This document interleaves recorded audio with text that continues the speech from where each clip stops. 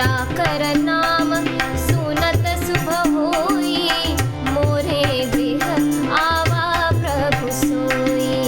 परमानंद पूरी मन राजा, कहा बुलाई बजावहु बाजा। गुरु वशिष्ठ कहाँ गया हकारा, आए द्विजन सहित नृप द्वारा। अनुपम बालक देखे नि जाई, रूप राशि गुण कहि न सिराई। मंगल भवन या मंगल हारी, द्रवम सुदशरथ जित बिहारी। नंदी मुख सराध करी, जात करम सब कीन्ह। हाटक धेनु बसन मनी, नृप विप्रंध कह दीन्ह। मंगल भवन या मंगल हारी, द्रवम सुदशरथ जित बिहारी। ध्वज पताक तोरण पुर छावा, कहीं न जाई जिहि भांति बनावा। सुमन वृष्टि आकाश पे होई, ब्रह्मानंद मगन सब लोई। बृंद बृंद मिली चली लोगाई, सहज सिंगार किए ओठि धाई। कनक कलश मंगल भरी थारा, गावत बैठहि भूप दुआरा। करी आरती निव छावरि करहि, बार बार शिशु चरणन परहि। मागध सूत बंदिगण गायक, पावन गुण गावहि रघुनायक। सर्वस दान दीन्ह सब काहू, जेहि पावा राखा नहीं ताहू। मृग मद चंदन कुमकुम कीचा, मछी सकल बीथिन बिच बीचा। मंगल भवन या मंगल हारी, द्रवम सुदशरथ जित बिहारी।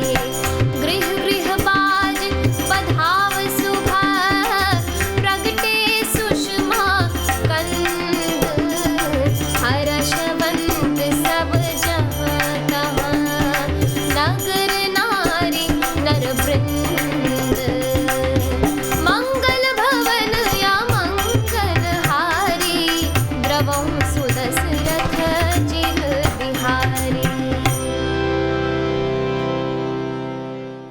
अर्थात बच्चे के रोने की बहुत ही प्यारी ध्वनि सुनकर सब रानियां उतावली होकर दौड़ी चली आईं।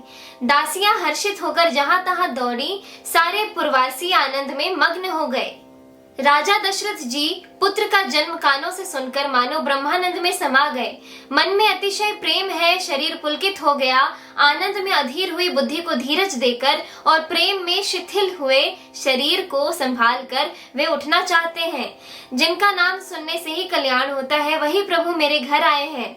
यह सोचकर राजा का मन परम आनंद से पूर्ण हो गया।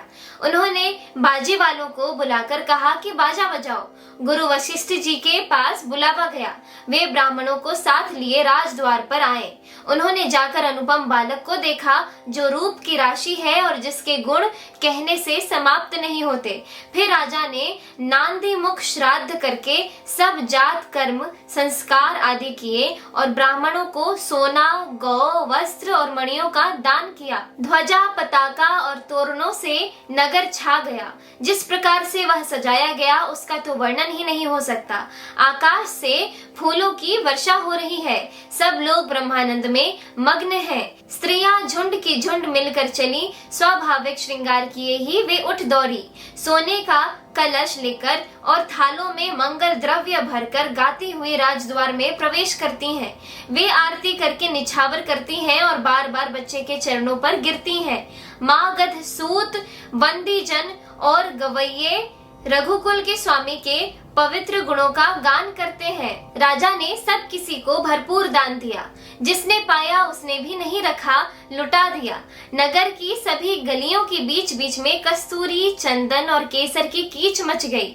घर घर मंगलमय बधावा बजने लगा, क्योंकि शोभा के मूल भगवान प्रकट हुए हैं। नगर के स्त्री पुरुषों के झुंड जहां तहां आनंद मग्न हो रहे हैं। इस एपिसोड में इतना ही। आगे की कथा सुनने के लिए कृपया मेरे YouTube चैनल को जरूर सब्सक्राइब कर लें।